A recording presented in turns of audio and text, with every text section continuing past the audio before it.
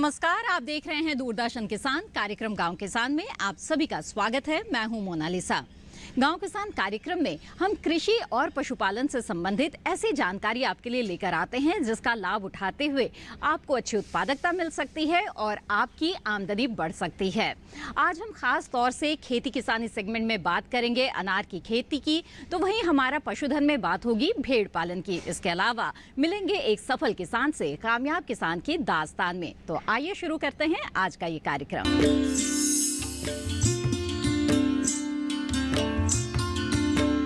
हमारे सबसे पहले सेगमेंट खेती किसानी में आज हम बात करने जा रहे हैं अनार की खेती के बारे में। जी हाँ, राजस्थान के किसान खास तौर पर किस तरह से अनार की खेती कर सकते हैं, इस दौरान उन्हें किन बातों का ध्यान रखना चाहिए, कौन सी किस्मों का चुनाव करना चाहिए। इसके अलावा चूंकि वहाँ पर पानी की कमी रहती है तो ऐसे में कम पानी में भी किस तरह से सिंचाई की व्यवस्था कर अच्छी उपज हासिल कर सकते हैं, आइए देखते हैं।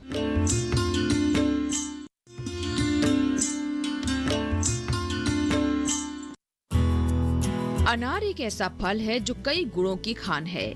इसमें फाइबर, विटामिन के, सी और बी, आयरन, पोटेशियम, जिंक और ओमेगा 6 फैटी एसिड जैसे पोषक तत्व पाए जाते हैं जो हमारे शरीर के लिए बेहद जरूरी है। इन्हीं वजह से अनार की मांग साल भर बनी रहती है।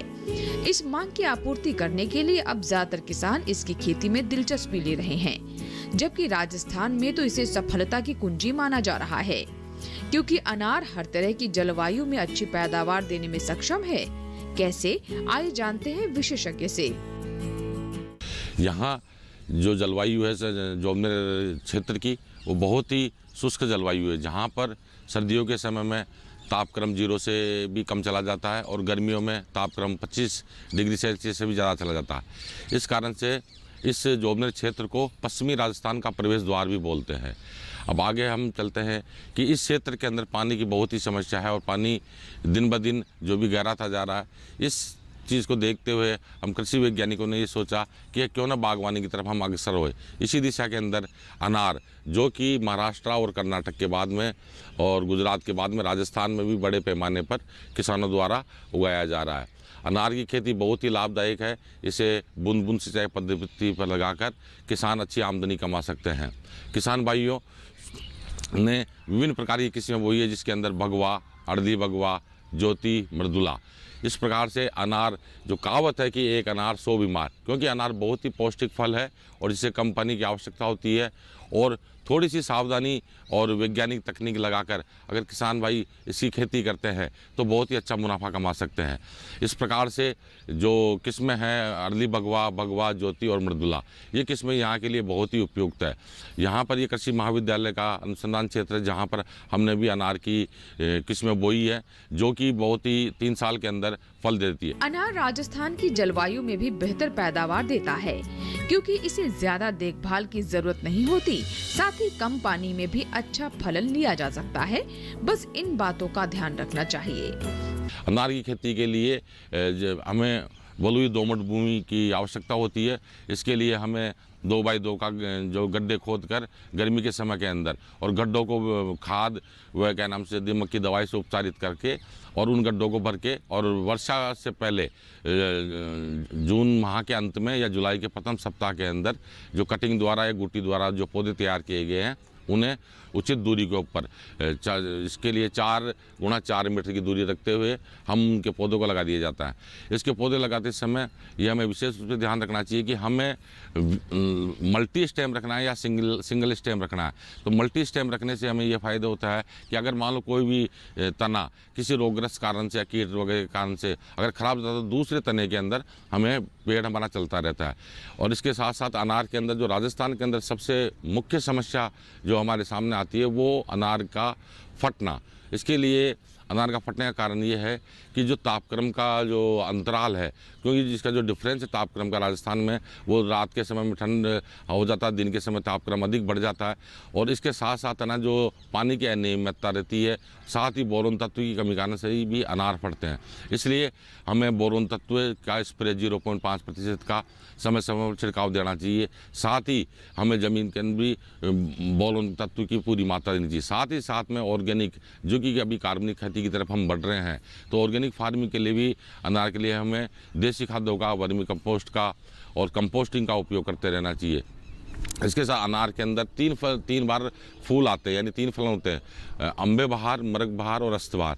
तो इसके लिए विशेष रूप से जो फल हमें अक्टूबर नवंबर में उच्च किस्म के प्राप्त होते हैं वही सबसे उपयुक्त रहते हैं। इसलिए हमें इसके अंदर बहार ट्रीटमेंट जो बोलते हैं, बहार फलन लेते हैं, तो हमें ऐसे फूलों का चयन करना चाहिए जिससे कि वो हमें अक्टूबर नवंबर तक हमें फल प्राप्त हो सके। इसके साथ साथ किसान भाइयों, जो अनार महाराष्ट्र और कर्नाटक में जो उगता है वो उच्च किस्म का है, उसमें क्वालिटी जो भी कलर होता है वो ज़्यादा उच्च किस्म होता है। इसलिए उस क्वालिटी को हमको मेंटेन रखने के लिए विभिन्न प्रकार के जो सूक्ष्म तत्व है उनकी पूरी मात्रा हमें अनार के बगीचे में देते रहना चाहिए। अब से यहाँ पर पानी की भी कमी होने के कारण से हमें बूंद बूंद सिंचाई पद्धति का उपयोग करना चाहिए। साथ ही साथ भारत सरकार व राजस्थान सरकार, उद्यान विभाग विभिन्न राष्ट्रीय बागवानी मिशन योजना के तहत में बगीचे लगाने पर अनुदान दिया जाता है। तो किसान भाई जो विभिन्न प्रकार के बगीचे लगाते हैं तो उसके अंदर अनुदान का अपना वो फायदा ले सकते हैं। खेत में कतार से कतार की दूरी 5 मीटर रखें, पौध से पौध की दूरी 5 मीटर रखें, 1 हेक्टेयर में करीब 400 पौधे लगाएं। गर्मियों में सप्ताह में 2 बार पानी दें, सर्दियों में सप्ताह में 1 बार पानी दें। अच्छी देखभाल से 3 साल में मिलने लगते हैं फल। एक पौधे से करीब 15 किलो उत्पादन मिल सकता है। इस तरह अनार से मुनाफे के द्वार खोले जा सकते हैं, वो भी कम पानी व कम खर्च में। किसान अनार के पौधों के बीच अन्य फसलें उगाकर भी बेहतर मुनाफा कमा सकते हैं। तो अभी आपने जाना कि राजस्थान में किस तरह से सफलतापूर्वक अनार की खेती की जा सकती है। इसी के साथ कार्यक्रम गांव किसान में वक्त हो चला है एक छोटे से ब्रेक का। ब्रेक के बाद हम जानेंगे भेड़ पालन के बारे में हमारा पशुधन में। आप बने रहें दूरदर्शन किसान के साथ।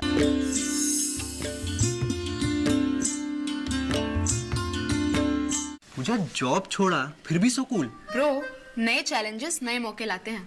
अच्छा, सीरियसली राहुल, मेरा पूरा घर now it's an online retail store. देख, वाओ, लेकिन पैसे? कुछ साल पहले दिवाली बोनस को इन्वेस्ट किया था। और अब तो है LIC का यूलिप प्लान निवेश प्लस। एक बार इन्वेस्ट करो, इंश्योरेंस से सुरक्षा का लाभ और मार्केट की बढ़त का फायदा दोनों पाओ। 1 sec Rahul. Madam, you are double cool.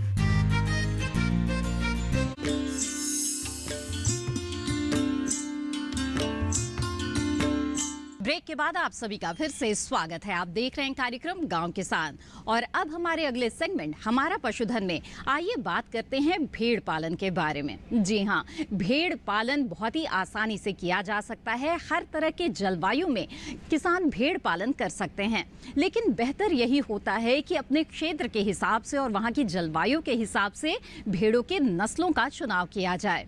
इसके अलावा भेड़ों के रखरखाव और खान पान का ध्यान तो रखना ही होता है।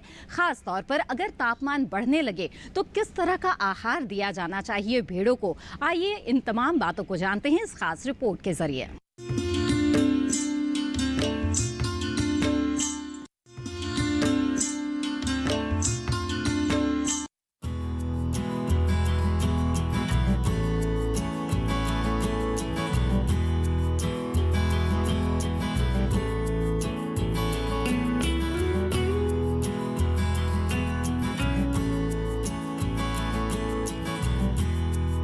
भेड़ पालन कम श्रम में अधिक मुनाफे का व्यवसाय है। इसमें कुछ विशेष खर्च की जरूरत नहीं होती है। पहाड़ी इलाकों में इन्हें सिर्फ चराई पर ही पाला जा सकता है और सिर्फ चराई से इनसे मांस, दूध और ऊन पैदा किया जा सकता है। इसके अलावा भेड़ों के होठों की बनावट कुछ इस तरह की होती है कि फसल कटाई के बाद बची गांठों को खाने में अनुकूल होते हैं। इस तरह ये फसल अवशेष को उत्पाद में बदलने की क्षमता रखती है। इतनी खूबियों के बाद भी भेड़ों की संख्या में कमी देखी जा रही है, जिसका सबसे बड़ा कारण मांस के लिए भेड़ों का बढ़ता उपयोग है। वहीं इनकी प्रजनन क्षमता में भी कमी पाई जा रही है। इसीलिए पशुपालकों को चाहिए कि वो इनसे मिलने वाले उत्पादों की महत्ता को समझते हुए भेड़ पालन में रुचि बढ़ाए। ये बेहद सरल और सहज है। इसके लिए कुछ खास बातों का ध्यान रखना चाहिए। वैसे लगभग हर तरह की जलवायु में भेड़ पालन किया जा सकता है। भारत में 30 से 40% भेड़ें शुष्क और अर्ध शुष्क क्षेत्रों में पाई जाती हैं। स्थान विशेष की जलवायु के हिसाब से भेड़ की नस्ल का चयन करना चाहिए। जैसे मांस के लिए पाली जाने वाली भेड़ें मालपुरा, मेरिनो, कोरिडायल, रामबुले, नाली, छोटा नागपुरी और बीकानेरी। ऊन के लिए पाली जाने वाली भेड़ें मालपुरा, जैसलमेरी, मारवाड़ी, छोटा नागपुरी। भेड़ों के रहवास की बात करें तो 12x15 का स्थान 50 से 60 भेड़ों के लिए पर्याप्त होता है। भेड़ों के खुर बहुत नाजुक होते हैं, इसीलिए कमरे या रहने के स्थान का फर्श कच्चा होना चाहिए। साफ सफाई का विशेष ध्यान रखते हुए समय समय पर टीकाकरण भी करना चाहिए। औसतन एक भेड़ से साल में 2 बार मार्च और अक्टूबर में ऊन लिया जा सकता है। ऊन निकालने से पहले पशुपालन विभाग से प्रशिक्षण जरूर ले। साथ ही अच्छी किस्म की भेड़ से साल में 2 बार बच्चे होते हैं, जिससे भेड़ों की तादाद में इजाफा होता है। इसके अलावा इन बातों का ध्यान रखें। मौसम के अनुसार नस्ल का चयन करें। भेड़ के प्रजनन के लिए 12 से 18 माह की आयु उचित मानी जाती है। इस तरह कम खर्चे पर इस व्यवसाय को शुरू किया जा सकता है। भेड़ पालन कम व्यय पर ज्यादा मुनाफा देने में सक्षम है। साथ ही ये व्यवसाय भूमिहीन या छोटे किसानों के लिए अतिरिक्त आय का बेहतर विकल्प है। वहीं पहाड़ी इलाकों में सिर्फ चराई पर ही इन्हें पाला जा सकता है। इस तरह देखा जाए तो भेड़ पालन किसी भी नजरिए से घाटे का सौदा नहीं है।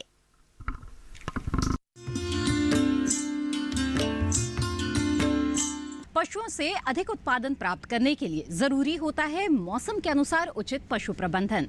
तो आइए जानते हैं क्या कहता है इस माह का पशुपालक कैलेंडर। नवंबर मंथ पशु कैलेंडर। इस माह में मौसम में बदलाव गर्मी से सर्दी की ओर हो जाता है, अतः पशुओं को सर्दी से बचाने के उपाय करें और रात के समय में पशुओं को खेत में नहीं जाने दें। पशु आवास को इस मौसम में साफ सुथरा व सूखा रखना चाहिए। पशुओं में रोग निरोधक क्षमता बनी रहे, इसके लिए प्रतिदिन सुनिश्चित मात्रा में खनिज मिश्रण दाना में मिलाकर देना चाहिए। यदि पशुओं को अब तक खुरपका, मुंहपका, पीपीआर, एंट्रोटिक्सीमिया और भेड़ बकरी को चेचक रोगों का टीकाकरण इस माह में जरूर लगवा लें। पशु स्वस्थ रहे इसके लिए पशुओं को अतः परजीवी से बचाव हेतु कृमिनाशक दवा की उचित खुराक पशु चिकित्सक की सलाह पर दें। विपरीत परिस्थिति मतलब जब चारे का अभाव हो, उस समय के लिए चारे का संग्रहण करें। पशुपालक हे या साइलेज के रूप में चारे का संग्रहण कर सकते हैं। भैंसों को गर्भित करने का ये उचित माह है। भेड़ के ऊन काटने के 21 दिन बाद उसे ब्याहे परजीवी से बचाने हेतु कीटाणुनाशक दवा के घोल में डुबोएं या भिगोएं। पशुओं को टीकाकरण करवा लेना चाहिए व पीड़ित पशुओं को पशु चिकित्सक की देखरेख में चिकित्सा करवानी चाहिए। इसी के साथ कार्यक्रम गांव किसान में वक्त है एक और छोटे से ब्रेक का। हम जल्द हाजिर होंगे लेकर कामयाब किसान की दास्तान। आप बने रहें दूरदर्शन किसान के साथ।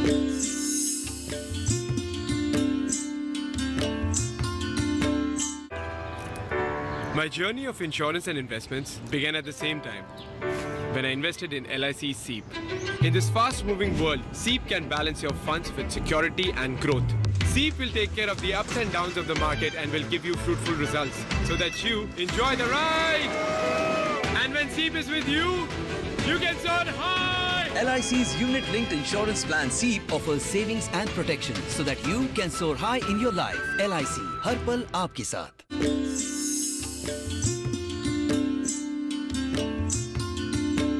ब्रेक के बाद आप सभी का फिर से स्वागत है। आप देख रहे हैं कार्यक्रम गांव किसान और अब बारी है हमारे अगले सेगमेंट की, कामयाब किसान की दास्तान की। जी हां, इस सेगमेंट में हम आपको मिलवाते हैं एक प्रगतिशील किसान से और जानते हैं कि क्या है इनके सफलता के गुर, किस तरह से इन्होंने मेहनत और लगन के बल पर कृषि को नई ऊंचाइयां दी है और किस तरह से ये लोगों के लिए प्रेरणा स्रोत बन गए हैं। तो आइए ऐसे ही एक सफल किसान से मिलते हैं और जानते हैं इनकी दास्तान। देश भर के किसान पारंपरिक फसलों के स्थान पर आधुनिक खेती को अपना रहे हैं, जिससे कम जोत में अच्छा मुनाफा मिलना संभव हो पाया है। राजस्थान की बात करें तो यहाँ के ज्यादातर किसान नकदी फसलें लगाकर खेती को लाभ का व्यवसाय बना रहे हैं। ऐसे ही किसान है मनोज कुमार। ट्रैक्टर को रफ्तार दे रहे ये है मनोज जी। अपनी सूझबूझ से अपने करीब 2.5 हेक्टेयर के खेत में भरपूर उत्पादन ले रहे हैं। फसलों को पर्याप्त पानी मिलता रहे, इसके लिए उन्होंने वर्षा जल को संचयन कर रखा है। साथ ही कम पानी में अच्छी पैदावार मिले, इसके लिए ड्रिप सिंचाई विधि अपनाते हैं। हालांकि पहले मनोज भी पारंपरिक फसलें ही उगाया करते थे, लेकिन कृषि के क्षेत्र में मिली नई जानकारी और प्रशिक्षण के बाद वो भी नकदी फसलें लगाने लगे हैं। वो बताते हैं कि इससे उनके खेतों और उनकी आर्थिक हालात में काफी सुधार हुआ है। मेरे पास लगभग 2.5 हेक्टेयर जमीन है, जिसमें मैंने परंपरागत खेती के साथ में नए नवाचार करने के लिए प्रयास किया है। इसमें हम तरबूज की खेती, हम गेहूं चने के साथ में तरबूज की खेती करते हैं, जिसमें अधिक लाभ मिले, कम पानी की ज़रूरत पड़ती है। तरबूज की खेती में हम ड्रिप लगाकर उसमें हम बोते हैं, जिससे पानी की कम आवश्यकता पड़ती है। और साथ में इसमें मजदूर भी कम ज़रूरत पड़ती है। खरपतवार निकालने के लिए मजदूर नहीं चाहिए, और जो पानी है वो पूरा का पूरा पानी तरबूज में काम में आता है। तो इस प्रकार धीरे धीरे हम इस परंपरागत खेती को छोड़कर नई तकनीक अपनाएं, जिससे कि हमें उत्पादन अधिक मिले, और जो खेती से किसानों का जो मोह भंग हो रहा है उसको हम वापस इसी खेती में जोड़कर अधिक से अधिक लाभ कमाने के ओर प्रेरित करें। इस पानी की अपना एरिया लगभग पानी की कमी है इसमें, और इसको गवर्नमेंट ने भी डार्क जोन घोषित कर रखा है।